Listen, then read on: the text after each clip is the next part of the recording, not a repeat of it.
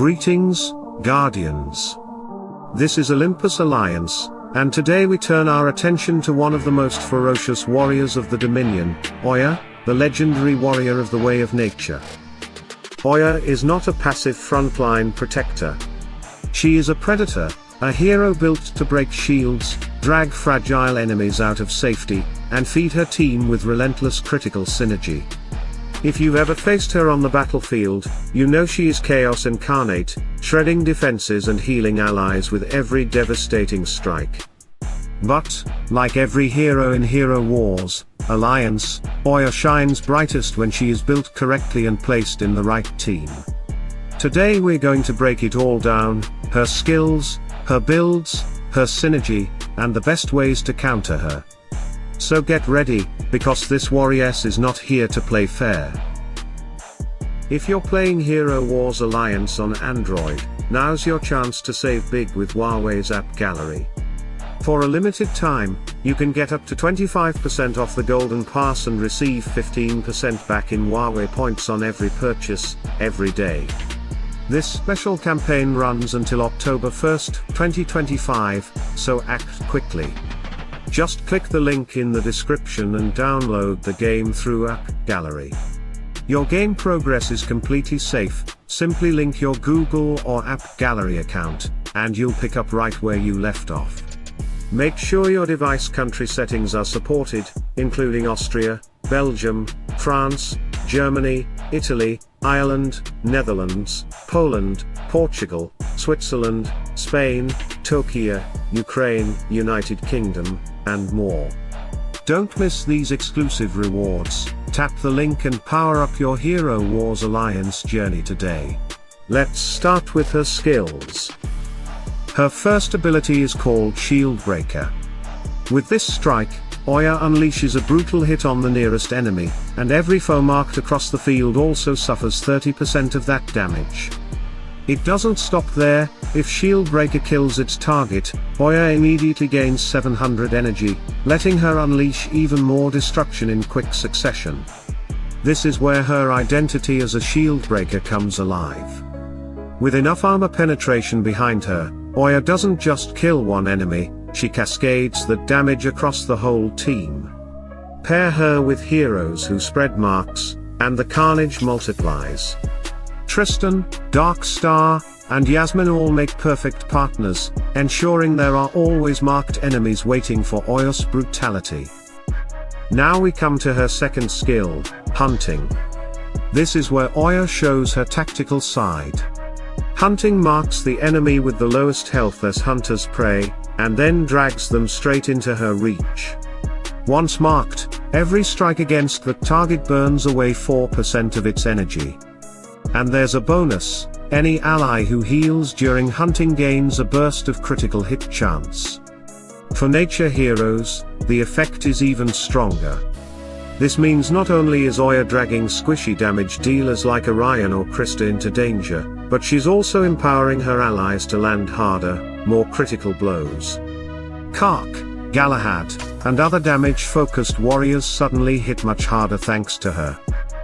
Her third skill, Overwhelming, is as savage as its name. Oya launches 3 rapid strikes, each one stronger than the last. And here's the twist, shielded enemies standing behind her main target also take half of the damage.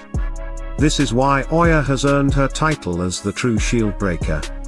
Thick layers of protection mean nothing when she's on the battlefield. Shields get torn apart, tanks crumble, and the allies hiding behind them are exposed to lethal damage. This ability works beautifully alongside Tristan, who softens up shields and sets the stage for Oya's devastation. Finally, her fourth skill, Brutal Onslaught. This is where her power shifts from raw destruction to team support. Whenever an ally lands a critical hit or breaks a shield, they heal themselves. For nature heroes, the healing effect is even stronger. The result is a team that simply refuses to die. Yasmine heals every time her poison lands a crit. Mushy and Shroom sustain themselves as their fungi strike. Mojo gets more staying power. With Oya leading them, the entire team becomes a self-healing, shield-shattering storm. And remember, this skill scales with Oya's health, meaning the tankier you build her, the stronger her team's survival becomes. So how do you build Oya to get the most out of her? She's a frontline warrior, so she needs both toughness and raw offensive stats. Let's start with her equipment. At Violet rank, focus on items like the Executioner's Sword, the Governor, and Archangel's Wrath, which balance her physical attack and defenses. As she climbs into orange ranks, prioritize Unity of Extremes, the Staff of Stubbornness, and the Evil Genius Cuirass. By the time she reaches orange +3 or 4, she'll be durable enough to stand in front while dishing out massive punishment. For skins, Oya currently has 5. Her default: physical attack, health, armor, and crushing. The first priority must be physical attack. It's the core of 3 of her 4 skills, and it makes her a true damage dealer.